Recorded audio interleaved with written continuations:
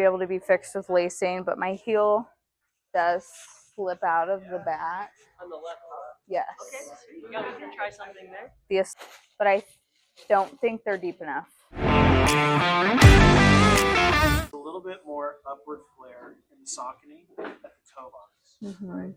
And less of that so in the Burks. And it's a question of how, when you walk, you extend your toes up or do you grip them down? So I probably grip them down because they're not snug and secure.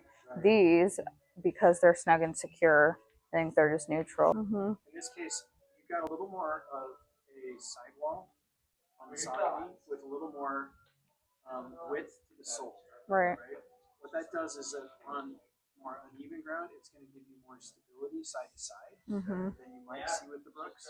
Understand how those features play out, and then ask yourself, what features do I need? What's important?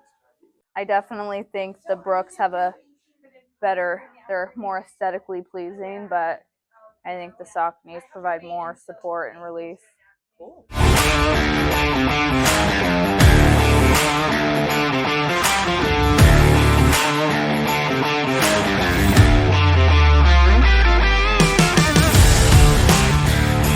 These ones definitely feel better than the other Burks that I tried on. In the other Burks, I felt like I was pronating, especially on my right inwards. I don't feel that on these ones. I do notice I'm on the forefoot and the midfoot, but it's not a discomfort. And they are wider, which does feel nice. Do you feel like you're still over pronating in that mid arch as much? No.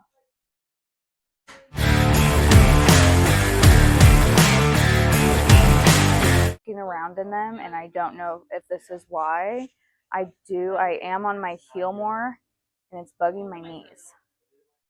Okay, I can see that. So, in other words, when you take the heel and you drop it down more, you make the knee joint actually bend back a little bit more. I already have.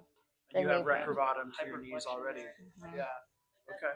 So, like if you were to look at the extension on those kneecaps, you feel like you're more recurvatum, more hyperextended in the Saucony. Yeah, I mean, if I were in the Sauconys for, multiple like short periods throughout the day or short periods here and there, I feel like the Sauconys would be great.